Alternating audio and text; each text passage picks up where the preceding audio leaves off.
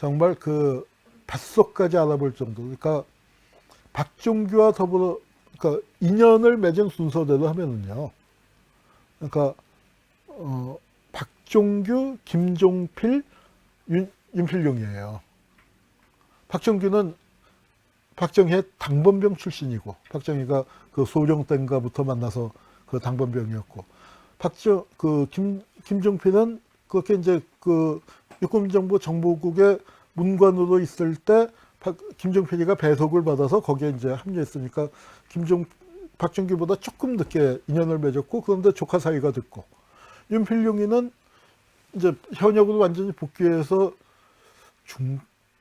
대대장 때인가 연대장 때 만나갖고, 그때부터 이제 참모로, 이제 좀 그 고급 지휘관이 되면은 한두 명 정도 자기가 데리고 다닐 수 있는 부하가 있는데, 그때부터 데리고 다녔다는 거예요. 그런데 무슨 일인지 5.16에는 윤필용이가 참가를 안 했습니다.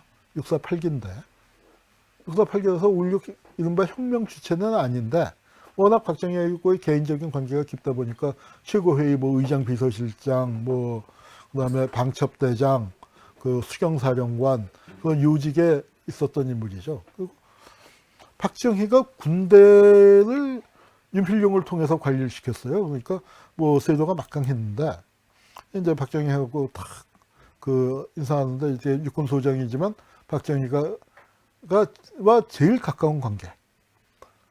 그래서 오죽했으면은 육군소장 집에 육군중장이 세배를 왔겠습니까? 설날 세배를 왔대요. 그리고 세배를 왔을 뿐만 아니라 이제 그러니까 그 수경사령부가 어디냐면 지금 남산 한옥마을 자리가 수경사령부입니다. 거기를 뭐라고 불렀냐면 남산 육군본부라고 불렀어요. 그러니까 그 군의 뭔가 정보 결정사항 그게 박정희를 통해서 육군참모총장으로 전해지기보다는 박정희를 통해서 수경사령부로, 윤필용을 통해서, 그리고 군내에 이제 이렇게 얘기가 돌고, 인사를 할 때도 박정희가 윤필용하고 어떠냐 요새 뭐 군대 내에서 뭐라고 그래, 뭐 이제 이런 식으로 이제 물어보고 하니까 여기가 이제 그 중심이 됐었던 거죠. 그런데 그 윤필용이가 이후락이하고 같이 다음번에 형님이 하시오, 우리 각하 좀 쉬셔야 돼, 뭐 이따위 소리를 했다는 게 이제 귀에 들어가니까, 그것도 박정희가 어떻게 했냐면 강창성이라고 또 6.48기 중에서 그 윤필용하고 이제 총회 경쟁을 하던 사람한테, 야, 윤필용이 문제가 있다는데 네가 조사해라. 이제 이렇게 해갖고 이제 그 강창성이가 또 칼을 갈아서 윤필용이를 치게 만드는 거예요. 그래서 처음에는 뭘로 치려고 했냐면 쿠데타로 치려고 했습니다. 그 뭐 반혁명 사건 늘 만들었었잖아요. 5.16 때도. 그렇게 해서 했는데, 이게 유신을 한 직후였단 말이에요. 유신 직후에 최측근이 쿠데타를 일으킨 걸로 하면은 여론이 너무 안 좋을 겁니다. 민심에 이상이 있을 겁니다. 그래서 뭘로 했냐면 부패 사건을 만든 거예요. 뇌물을 받았다, 무슨 여자 관계가 복잡하다, 뭐 여자를 갖고 퇴폐 행동을 했다, 뭐 해갖고 거기 보면은 뭐 그러니까 신문 사설이나 뭐 판결문이 여기에 옮길 수 없는 난잡한 짓들을 뭐 했다, 뭐 이제 이따입니다. 그래서 윤필용이가 이제 잡혀 들어왔고, 그 공소장 그러니까 이 윤필용 사건의 뭐 부정 사건 내막, 그리고 이제 고개 숙이고 있고, 이제 이렇게 됐고요. 그다음에 이제 이게 딱 보니까, 야, 그래도 여기는 이렇게 빳빳하게 서 있는다. 손영길이라고 육사 11기의 선두주자였습니다. 전두환과 더불어서 육사 11기의 선두주자고 박정희가 제일 아꼈는데, 이 사람이 울산 사람이에요. 그래서 이우석하고 이제 고향이 같아.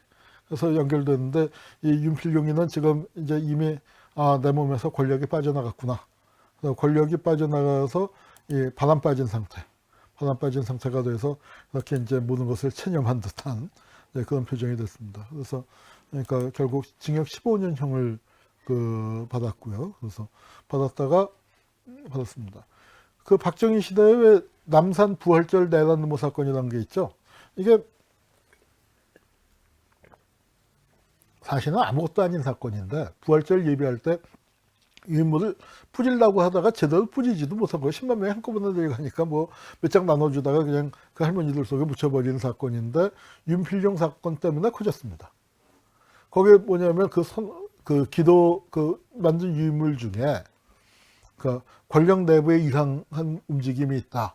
이제 뭐 그렇게 되니까 윤필용 장군을 위해서 기도합시다 하는 게 한 줄 들어가는 바람에 내란 사건으로 이제 커져서 박형규 목사도 잡혀가고 그렇게 됐습니다.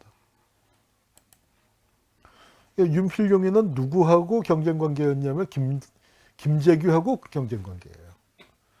김재규도 5.16 주체는 아니죠. 5.16 주체는 아니지만 박정희와 아주 개인적으로 가까운 사이.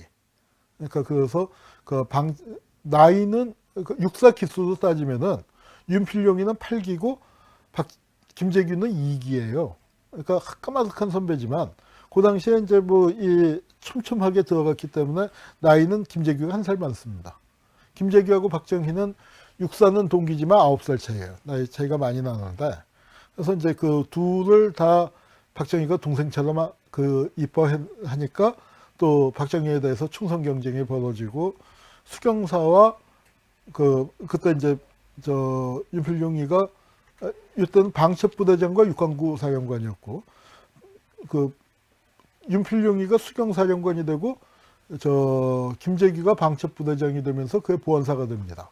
그래서 보안사령관이 됐는데 그때 대결을 해서 수경사와 보안사가 붙어요. 그런데 윤필용이가 판정승을 했죠. 그 바람에 군부 내에서 야 역시 윤필용이가 진짜 세다.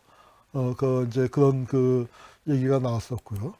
여기 보면은 윤필용이 이게 손영길 같네요. 손영길 이후락. 그래서 이 손영길이 이후락의 고등학교 후배예요. 그 수경사의 참모장이었고 그 11기의 핵심이었고. 그러니까 이제 그러다 보니까 이렇게 이제 연결된 걸 이거를 쳐내는 걸로 하는데 박정희가 딱 분리를 한 게 윤필용과 이후락을 묶어서 치면 너무 일이 커진다. 그래서 이후락은 살려주고 윤필용만 친 겁니다. 윤필용과 손영길이고 이게 윤필용과 전두환이가 바둑을 두는 장면인데 근데 그 전두환과 윤필용의 관계가 밖에 알려진 것처럼 원활한 관계는 아니었던 것 같아요. 밖에는 윤필용이가 형님이고 하나회의 대부인 것처럼 알려졌지만 영남 군벌들이 윤필용의 밑에 결집을 했었던 건 사실이지만 전두환과 윤필용의 관계가 전두환이가 윤필용을 진짜 큰 형님으로 모신 게 아닙니다. 전두환이는 박종규를 형님으로 모셨습니다. 그래서 그 권력 관계가 그래서 사실은 박종규가 윤필용과 이후락을 친 거예요. 윤필용 사건이 난 거는 결과적으로 놓고 보면. 그리고 그때 그 윤필용을 치게 되면은 전두환도 위치가 윤필용과 박종규 그 사이에 있었기 때문에 겉으로 외형으로 볼 때는 군부대에서 윤필용과 더 연결되는 것처럼 보였기 때문에 전두환이도 그때 날아갈 뻔했습니다. 전두환도 구속 대상이냐 마냐 이제 이렇게 돼서 보안사 조사도 받고 그랬는데 그때 이제 박종규가 살려준 거죠. 그러면서 오히려 전두환이가 윤필용의 죄상을 고하는 식으로 뭐 그렇게 돼서 거기서 이제 그 윤필용이는 물 먹고 전두환이는 살아남고 거기서 이 육사 11개에서 그러니까 선두 주자였던 손영길과 전두환 중에서 손영길은 날아가고 전두환은 살아남는 이제 그런 구도가 만들어집니다. 요거는 박정규와 윤필용이 또 이제 이렇게 다정했던 한때 골프 대회 박정규가 골프 협회 회장도 했거든요. 뭐 거기서 이제 웃는 나서 합니다만 결국 그 박정규의 칼에 윤필용이가 그러니까 박정규가 강창성을 동원해서 날린 칼이라고 봐야 할지 아니면은 박정희 자신이 날린 칼이라고 봐야 할지 조금 그 부분이 좀 불확실한 부분이 있긴 합니다만 어쨌거나 윤필용이가 날아갑니다. 그 후에 윤필용이는 뭘 하고 있냐면은 그러니까 전두환이가 뭘 시켜줬냐면은 그러니까 도로공사 사장을 시켜줬어요. 그래서 이제 우리가 그런 얘기들을 했어요. 그 윤필용이는 뭐 하고 있어? 그러니까 이제 바깥에는 옛날에 윤필용이가 전두환의 대부였다, 형님이었다. 윤필용이는 요새 길 닦고 있어. 노동사 사장이 되는 바람에 그런 그 일이 있었습니다. 그런데 윤필룡과 전두환의 관계가 그렇게 알려졌던 것처럼 전두환이 윤필룡을 형님으로 그렇게 모시는 것 같지는 않았다는 겁니다. 이건 제가 전에 썼던 윤필룡 사건에 대해서 썼던 글을 따왔는데요. 윤필룡 사건으로 방아쇠가 당겨지면서 굵직굵직한 사건이 연쇄적으로 일어났고 박정희 주변의 권력 구도가 변합니다.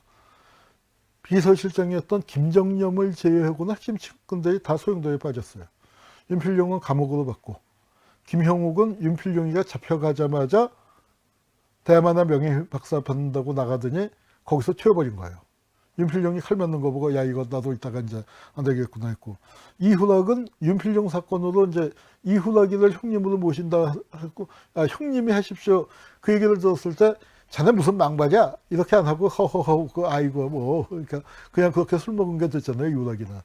그러니까 그걸 뭔가를 만회하기 위해서 무리수를 저지르는 게 김대중 사건이었고, 그게 터지면서 이제 또 김대중 사건 때문에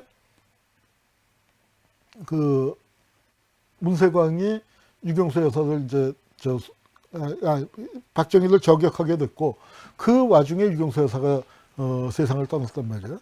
그러고 난 다음에 박정희뿐만 아니라 권력 자체가 이성을 상실하게 되고 박정규도 책임을 지고 사임하고, 그리고 들어온 게 차지철이가 들어오다 보니까 이 연쇄작용을 윤필룡이 쫓겨나오고 한 1년 정도 사이에 연쇄작용이 일어나면서 박정희 주변의 권력 구도가 다 바뀌고, 그러니까 이 김재규는 사람은 좋은데 정치적인 감각이 그렇게 좋은 사람은 아니었던 것 같아요. 근데 이훈학 같은 경우는 꾀가 장난이 아니잖아요. 그러니까 어려운 일이 생겼을 때 그걸 막을 만한데 그거 없다 보니까 이제 권력이 이제 무너지기 시작했다. 그렇게 되는 겁니다. 자, 다음으로 이훈학을 좀 볼까요?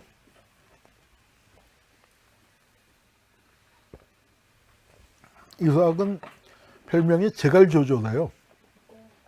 그러니까 제갈공명 플러스 조조를 합친 것만큼 머리가 팽팽 잘 돌아간다. 지금 우리나라의 중화공업단지가 울산과 마산, 창원 아니에요? 울산은 이훈학의 고향이고 마산은 박정규의 고향.